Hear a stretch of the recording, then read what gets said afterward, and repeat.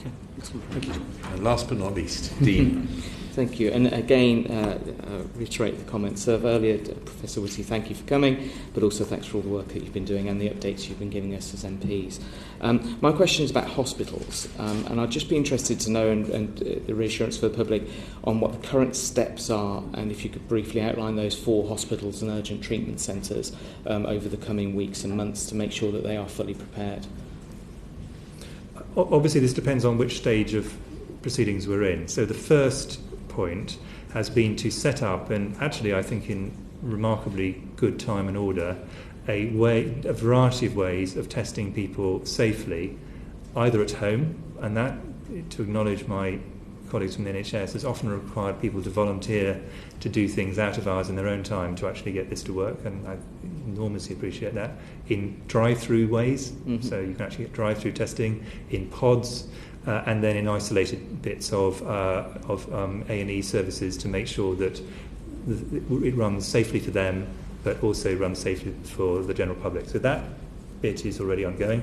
The second bit that's ongoing is we're now rolling out testing in things like intensive care units, just routinely testing to see if people who've got bad respiratory infection have got this, so that we can pick up cases early, understand what's going on. So those kind of things are ongoing. What will happen in the later stages when we get to the mitigates, and the delay, most of the work around delay and putting the peak down are actually not primarily NHS problems. They're primarily societal issues that we'll have to deal with. Then we'll get on to, although GPs will be very heavily involved in that, then we get on to the mitigate stage, and that is what there is a very, very large amount of planning for. Really to say, well, let's plan for a variety of sizes of wave, and depending which size we look as if we're going to get, we will have to respond in a variety of different ways. But it is important that we don't do that in advance of need, because then we actually start disrupting existing routine important medical care, and it's important that we don't either overdo it, so that again we cancel a whole lot of things that aren't needed, or if you've got a huge wave heading our way, and we really at this point I think can't be absolutely confident one way or the other, that we underdo it and don't actually make enough room so we can actually absorb as much of the shock when that actually hits the service for this quite discrete period of time, for which there will be a repeat, a beginning, a middle and an end, and we will come out of it the other side. And thank you. And on that, in terms of beds and infrastructure and so on, do you see a point where we're going to have to turn people away from hospital, or is it? I mean, what's that looking like? And in particular, I was also thinking in terms of say somebody's in a ward and they're identified as having coronavirus. Do you foresee a point where we're going to have isolation wards within hospitals as a sort of standard practice for the next few months? Well, I mean, to make an obvious point to all of you, but it's worth reiterating, the great majority of people will be managed at home. Great majority. They'll be fine. We are already in a situation where we're very confident that most people have very mild disease. If someone has very mild disease and they have a place they can be safely isolated at home, our view is now already it is both safer because they're not having to move around and more comfortable for them to do so at home. That's where they should be. So that's a sensible thing to do. If we actually but obviously if they need hospital care, then they need to go into a hospital. So that's where the majority of care will be had, and it'll be safe and appropriate for people to be self-managed there. There is obviously a kind of, essentially there's a ramping up. There is already a kind of onion ring. You start off with the incredibly specialised high-consequence infection units. Then you go out to the specialised infectious disease teams, which I happen to be one when I'm wearing my clinical hat. Then you go out to the general medical wards, and then you go out further, bringing in more and more of the service in aid as time goes by. So at this point, we'll be managing things as significant infections. They'll go into negative pressure rooms if they're in hospitals, if they're available, side rooms if they're not, and dealt with in the way you would any other significant respiratory infection. But as with, for example, if there's a very bad winter period, then you do sometimes get to the point where you get to what's called cohort nursing, where all the people who got that infection are in one place, and then you don't have to isolate them from one another, but you do isolate them from other patients. And this is completely standard medical practice. To be clear, this is simply a reprogramming of the way we already behave. So this is not new. It may be on a rather grander scale, and potentially on a huge scale. But in my view, the basic principles of it are not different to what the NHS already does. Yeah. And just on that, with regards to sort of regions, obviously we've seen it. It seems to be very regional in terms of the outbreaks. Do you see some areas over time, say if in a particular region they have a particularly bad outbreak, do you see some hospitals focusing perhaps on patients with coronavirus who haven't self-isolated, and others perhaps picking up the pressure elsewhere for non-coronavirus patients? Well, the modelling would suggest there may be, so the first thing is the modelling suggests that there may be a bit of a delay in peaks between different bits of the country. I think we don't think it'd be huge, maybe 4 or 5 weeks, but there may be therefore some mutual aid that may be possible because somewhere's come off the peak before somewhere else, or somewhere, that may provide us some options. And the point you make, at this point, that's not our current plan, basically because we don't know what scale of what we're doing we need to do. But that's a very good idea. And actually, under certain circumstances, if you're in a place with multiple hospitals, there are ways that might be the kind of thing you might want to do, in the sense that there's already specialist hospitals in some other areas.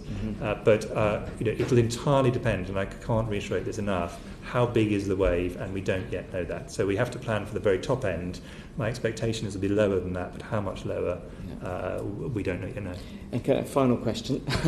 It's just with regards gels. I've heard, we hear in the papers that, the shelves are clearing of the hand gels and soap even. I saw photos from a supermarket yesterday. In terms of hospitals and the infrastructure on that side, is there any risk of a shortage of what I imagine they use tons of at the moment, because every hospital ward you walk into, you have the gels and the facilities for washing. Is there any risk of that being a problem in the coming weeks and months? As an infectious disease doctor, I'd be disappointed if my colleagues weren't already washing their hands between every patient, and that's already what I mean, using gel every time they come in. So I don't anticipate them going up very much.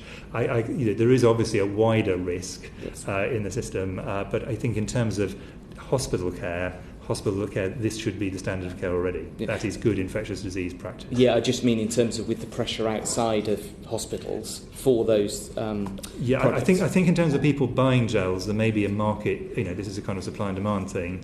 I don't see any sign of people running out of soap, and can I reassure people that soap and water, 20 seconds, I always get that wrong, 20 seconds, soap and water is still the oldest and the best. That is, terrific public health at the cutting edge. Gel if you can't get hold of it. Thank you.